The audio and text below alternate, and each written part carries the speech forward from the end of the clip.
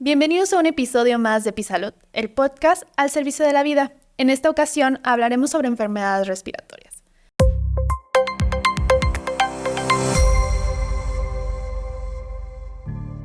Las enfermedades respiratorias aumentan considerablemente durante la temporada de invierno. Principalmente se presenta en niños y mayores de 65 años. ¿Cuáles suelen ser los padecimientos más comunes durante el invierno? ¿Cómo podemos diferenciar entre COVID, influenza y el resto de enfermedades? ¿Cómo podríamos reducir los riesgos a enfermarnos durante la temporada invernal? Para indagar más en el tema, nos acompaña el médico internista, el doctor Jaime Agustín González, exdirector de los Hospitales Civiles de Guadalajara y profesor de la Universidad de Guadalajara. Doctor, bienvenido otra vez. Muchísimas gracias por acompañarnos. Laurita, una vez más, muchas gracias por la invitación. Muchas gracias a PISA Farmacéutica. Espero cumplir con las expectativas porque el tema de infecciones de vías respiratorias es extraordinariamente amplio y espero no enfadar a nuestra audiencia porque ya llevo algunos programas con ustedes, pero la idea es poder ayudar y estoy a sus órdenes. Para nada que nos enfada, doctor, al revés. Muchísimas gracias por todas sus aportaciones. Y justo al ser un tema tan amplio en enfermedades respiratorias, vamos a ir acotando poco a poco, pero cuénteme, ¿qué es una enfermedad respiratoria? ¿Cuáles son las más comunes? Hay que tomar en consideración dos factores fundamentales. Uno es la edad y el otro es el origen. Las enfermedades de vías respiratorias en los niños, lo más común son las infecciosas y de las infecciosas las virales y luego las alergias. Y digo de las infecciosas las virales por lo de la utilización de antibióticos de manera inadecuada, que afortunadamente ahora ya hay restricciones para la receta de antibióticos porque antes para todo querían dar un antibiótico.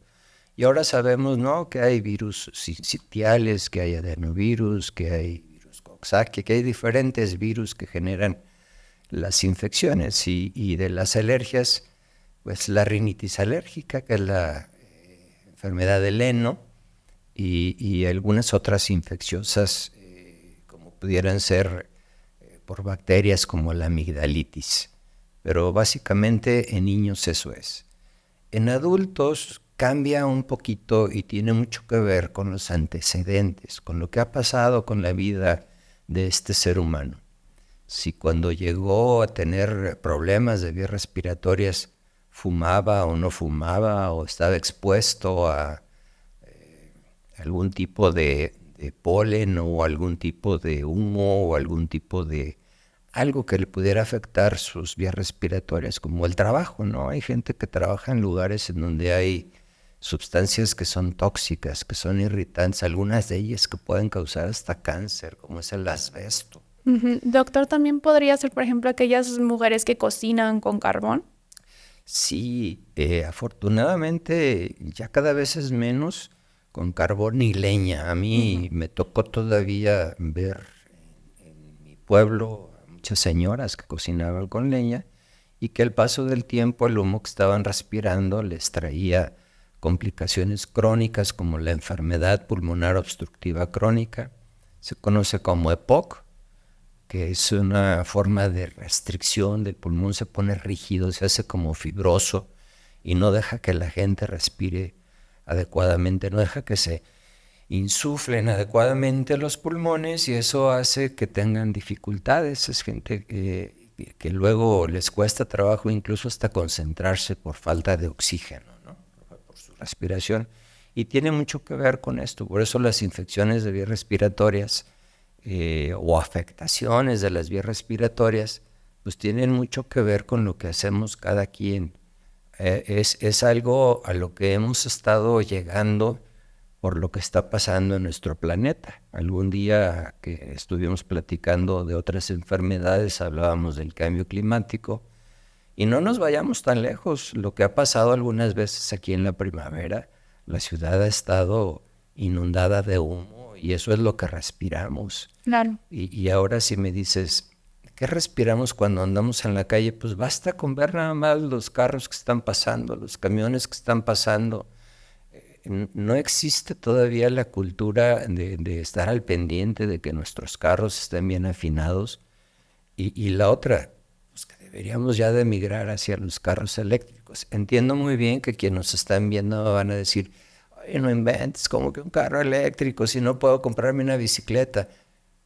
Poco a poquito algún día lo lograremos y yo creo que eso va a ir paso a paso. Eventualmente será lo normal. Y va a tener que ser así porque de otra forma nos vamos a acabar el planeta. Sí, y justo todas estas pequeñas cuestiones que siguen contaminando afectan nuestras vías respiratorias, son las que causan nuestras enfermedades respiratorias, doctor. Provocan un proceso irritativo. Tú, dependiendo de tus hábitos para respirar, si respiras con la nariz, que todos decimos que sí cuando nos preguntan, pero luego cuando estás haciendo ejercicio te das cuenta que tu boca está seca porque respiraste con la boca y que es lo que no se debe de hacer. Pero sí produce un proceso inflamatorio, irritativo, y eso da la oportunidad a que el virus que anda por aquí ahorita en este momento nos afecte, cuando en términos reales no nos afectaba, porque los virus y las bacterias aquí están, aquí los tenemos. Presentes en todo momento. Es normal, o sea, no es nada extraordinario, pero sí lo que no es normal es que estés expuesta a cambios bruscos de temperatura, ¿no? Por ejemplo, cuando estás en invierno, que estás en un lugar calientito, y luego sales al frío, o al revés, cuando estás en verano, que estás en un lugar calientito y sales a un lugar frío, y estás haciendo una serie de cambios, o cuando estás en tu carro y traes el aire acondicionado muy cómodo, muy a gusto, y luego te bajas al calor, todo eso te genera que tus vías respiratorias altas estén inflamadas, y esa inflamación es un factor predisponente para que los bichos que están al acecho nos ataquen. Ok, entonces justamente por este cambio de temperatura brusco es que ahorita la temporada de frío es más común que las personas tengan enfermedades respiratorias infecciosas. Es multifactorial y se está estudiando. Se dice que existen virus que son termolábiles.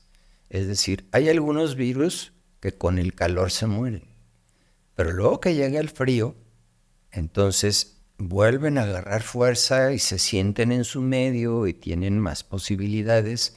Y tu pregunta es la respuesta, lo que tú me dices, eso es. O sea, estamos en una época de invierno en donde el frío hace que tus vías respiratorias, al estar haciendo el proceso normal de respiración, por lo mismo frío del clima, te dé un proceso inflamatorio y este proceso te facilite que ese virus que ahí andaba a lo mejor en mayo, no te va a hacer nada, pero ya en enero sí te va a afectar. Entonces, el hecho de que en invierno proliferen un poquito más las infecciones de vías respiratorias tiene mucho que ver con nuestros usos y costumbres. Claro, y por ejemplo, hablando ya más específico sobre COVID, que venimos saliendo de la pandemia que ya quitaron la alerta sanitaria a nivel mundial y nacional, ¿cómo esta fase endémica sigue afectando entre poder diferenciar ahorita en diciembre, que es COVID, es influenza, cómo influye, no influye? Sí, claro que sí. Si te das cuenta, cuando tuvimos el episodio de influenza, que le tuvimos mucho respeto, mucho miedo, y que sabíamos que iba a ocasionar muchas muertes, y que ocasionó muertes y que llenó hospitales, no llegó a ser lo que fue el COVID, porque encontramos un medicamento que acababa con la influenza. Y este medicamento, casi en la primer toma empezabas a sentir mejoría. Entonces, pues la gente se sentía bien con este medicamento. No doy el nombre porque lo debe de recetar un médico, claro, y no autorrecetarnos. Eso frenó la influenza, no así el COVID. El COVID fuimos aprendiendo con ensayo y error, y hoy es fecha que no hay, aunque se dice que hay algunos medicamentos que son buenos, todavía no existe el medicamento que se pueda equiparar al previo de la influenza, como para decir, me tomo esta pastillita y se me quita la influenza. No, todavía no. Estamos todavía en pañales en COVID, aunque ya lo tenemos entre nosotros y va a ser igual que las demás gripas como la influenza y como el COVID y que ya no mata tanto, sigue matando a las personas que tienen comorbilidades como a los gorditos, a los diabéticos, a los hipertensos. A ellos sí los sigue afectando más que a otras personas, pero ya está aquí, ya está entre nosotros. Entonces el cuadro clínico entre COVID e influenza resulta muchas veces casi indistinguible. Dice que el dolor de cabeza es más intenso en la influenza que en el COVID, pero mientras son manzanas o son peras, lo ideal es que el paciente se haga los 2 exámenes para saber exactamente cuál es. Y esto tiene una gran ventaja porque el paciente que tiene influenza, pues le damos el medicamento y ya sabemos que tal vez en 3 días esté aliviado. Y el paciente que tiene COVID, no. El paciente que tiene COVID hay que estar muy al pendiente de él. Y si tú me dices, ¿pendiente por cuánto tiempo? Pues pendiente por toda la vida. ¿Por qué? Pues porque todavía no sabemos qué es lo que va a pasar. Ujú. Y para allá iba mi segunda pregunta. ¿Cuáles son las consecuencias que podríamos tener médicamente en las personas que tuvimos COVID? Porque a mí también me pasó, ¿no? Ahora hay incluso libros que hablan sobre el síndrome post-COVID. Si me dices pulmones, cuando la gente tuvo COVID y tuvo afección fuerte, que tuvo una neumonía fuerte por COVID, puede tener una secuela grave como fibrosis pulmonar o daño al pulmón desde un 10 hasta un 70%, es decir, una cantidad impresionante de daño al pulmón. Pero no paramos ahí. Si tú te acuerdas, y quienes nos están viendo hacen memoria y recuerdan, ¿qué pasaba con el COVID? Bueno, pues mucha gente decía, es que no huelo bien, es que no me saben bien las cosas, es que me duele la cabeza.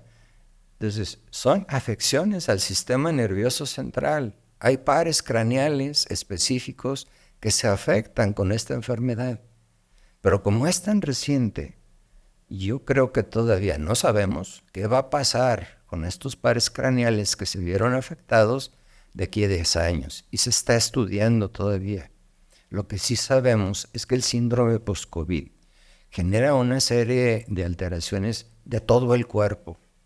Si tú me dices dolores de cabeza, falta de concentración, falta de poder hacer el ejercicio habitual como cansancio, como fatiga, alteraciones en el corazón.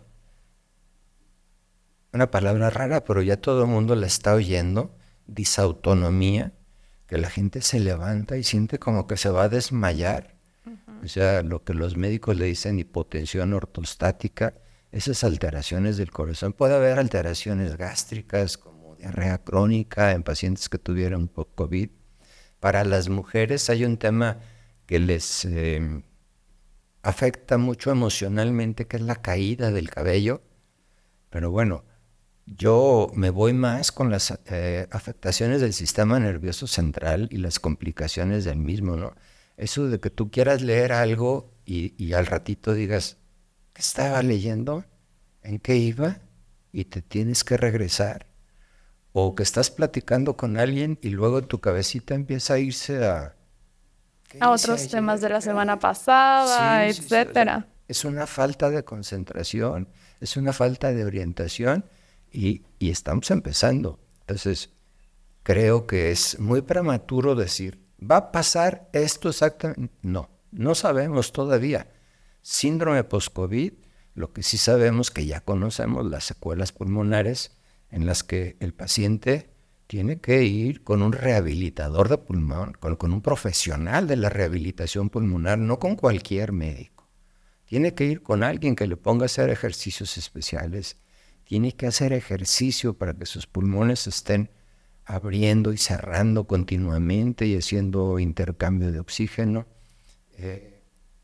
Hablar de las vacunas, pues es un tema que para mí es muy sencillo, pero también conozco que es gente que es antivacunas, es muy respetable. Yo respeto las creencias y tendencias de cada quien. Para mí es fundamental el tema del cubrebocas, el tema de tomar la sana distancia. Por ejemplo, nuestra plática ahorita. Pues es una plática sin cubrebocas, que es cordial, que hay una buena distancia y que lo más probable es que no tengamos mucho riesgo de contagio. Pero si me dices, voy a ir el domingo al fútbol y el estadio está lleno de gente, hombre, no te cuesta nada llevarte un cubrebocas, póntelo, no pasa nada, porque vas a ir a un lugar de alta concentración de población. Claro, y donde no hay casi espacio para que tú digas, ay, sí, voy a mantener el metro de distancia entre una persona y otra. No digo ir a misa porque luego me regañan los padres, pero también en donde quiera debe uno de utilizar el cubrebocas cuando se debe de utilizar. Son circunstancias de la vida que debe de tener uno en mente. Hay un dato, Laurita, que sí me gustaría comentarlo y se lo dejo a la audiencia. No está en los libros y es una experiencia personal para que por favor lo tomen como tal. Los aeropuertos y los viajes en avión dan más COVID que cualquier otra infección. Y eso te lo digo por lo que yo veo en mi consulta. Cuando yo veo pacientes, una pregunta que les hago, ¿han viajado recientemente? Sí. Ay, Ahí hay COVID. Y más cuando hay vuelos internacionales. porque son bastantes horas, ¿no? Porque son bastantes horas y porque son gentes de todo el mundo. Y porque tú no sabes si el que viene de Los Ángeles o el que viene de Chicago o el que viene de Francia, ellos pueden traer el COVID. Y entonces dicen los que se dedican a la aeronáutica que los aviones tienen filtros que son altamente seguros. Y yo digo, ahí la dejo. Mejor que la gente nos diga. Yo prefiero no opinar en ese sentido porque mi experiencia, que no cuenta, porque no soy quien para decir, pero los filtros de los aviones no sirven. Mi experiencia. Ok, doctor. Y hablando justamente de estas afectaciones que nos decía ya neuronales, cardiopatías, respiratorias, ¿hay alguna manera de nosotros ir viendo si podemos reducir los riesgos de que esto pase? Por ejemplo, no sé, tuve COVID, tal vez tuve afectaciones pulmonares, se espera que eventualmente en mi vida tenga otra afectación pulmonar. ¿Puedo hacer algo para que no me afecte tanto? Sí, la más trabajosa de todas. Hacer ejercicio. Si tú te oxigenas adecuadamente, es decir, hacer ejercicio en un lugar en donde se debe de hacer ejercicio, si oxigenas tu neurona, si tu neurona está abastecida de energía, es decir, buena alimentación, buen ejercicio, ejercicio de buena calidad, orientado, si te digo que vayas con un experto para que te entrene, no, pues nos está viendo gente de todos los niveles socioeconómicos y me van a decir, oye, doctor, yo no tengo esa capacidad. No, pero sí hay programas. Ya todo el mundo trae celular. El que diga que no trae no es cierto. Todo el mundo trae celular y ahí vienen los programas y ahí te dicen qué hacer y cómo respirar y si quieres hacer un ejercicio especial para el tórax, para el pulmón. Pero hay que tener nuestra cabecita bien oxigenada y bien nutrida. Y eso se llama ejercicio y comer adecuadamente. Y esto nos va a ayudar a que eventualmente si tenemos alguna repercusión, pues no sea tan grave, ¿verdad? Sí, y la otra estar al pendiente. Si ya sabemos que la desorientación, que los mareos, que el sentirse fatigado, que el dolor de cabeza, que el no dormir bien, son síntomas post-COVID. Y yo tuve COVID. Bueno, yo voy con el doctor y yo voy con el neurólogo y le digo, oiga, doctor, traigo estos síntomas. Tuve COVID, alguien dijo por ahí en un programa que vi que estos síntomas son post-COVID, ¿y qué puedo hacer, doctor? Dígame qué hago. Y ya el doctor le va a decir qué es lo que tienen que hacer para que siga un tratamiento especial. Ahí a quienes se les tienen que dar sesiones de oxigenoterapia, o sea, no tenerlo todo el día, pero sí sesiones para estar al pendiente. O lo que mencionaba hace un momento, si el paciente es diabético, pues tener su diabetes bien controlada. Y si está gordito, pues que baje de peso. Y si tiene la presión alta, pues que la tenga bien controlada. Eso es estar al pendiente de ti mismo, ¿no? Como seguir manteniendo un buen estado de salud en general, ¿no? Sí, sí, porque la enfermedad aquí está y va a seguir con nosotros, no se va a ir, ahí va a estar. Y ya se volvió endémica como el resto de las enfermedades respiratorias. Aquí la traemos, aquí está con nosotros y sí es muy importante, regresando a una de tus preguntas, hacer la diferenciación entre las dos, porque cuando el paciente tiene influenza tipo A, H1N1, esa enfermedad se cura muy fácilmente cuando está diagnosticada y se le da el tratamiento al paciente. Y cuando es al revés, que trae la enfermedad y no le dan el tratamiento, puede tener las mismas complicaciones del COVID, puede tener infecciones graves de vías respiratorias hasta la muerte. Y hablando otra vez justo de estos temas como más generales de enfermedades respiratorias, ¿cómo podemos o cuáles serían los 5 tips que nos daría para evitar contagiarnos, además justo del uso del cubrebocas que comentaba anteriormente? Muy bien. Dependiendo de los grupos de edad y dependiendo del lugar en donde vivas y dependiendo de la época del año. No nos cuesta ningún trabajo estar bien abrigados si está haciendo frío o estar bien preparados con buena alimentación y vitamina C, que aunque parezca así como, ay sí, vitamina C, no, sí, es muy buena. Igual los omega 3 se ha demostrado que tienen muy buena utilidad en vías respiratorias, entonces no son tóxicos, son altamente recomendables y esto nos va a ayudar. La otra es parte de la educación del ser humano. Ejemplo, Japón. Un niño en Japón que no va a clases porque tiene una infección de vías respiratorias, los directores de la escuela le mandan una felicitación al papá. ¿Por qué? Porque lo está haciendo por proteger al resto del salón. Y aquí la gran mayoría de las mamás o de los papás se quieren deshacer del niño porque se tienen que ir a trabajar. El niño trae un gripón, no, marca diablo, y lo mandan a la escuela y hace contagiadero.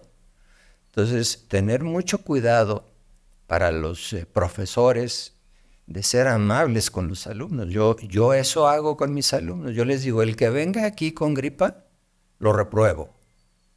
No entra al salón. Máxime que son salones de 11 personas, muy chiquitos, y es contaminadero. Entonces, lo que mencionábamos hace un momento, no ir a lugares de alta concentración de personas y estar muy bien nutridos, estar bien alimentados. Básicamente yo creo que si hacemos eso, no nos vamos a escapar. Todos vamos a tener infecciones de vías respiratorias.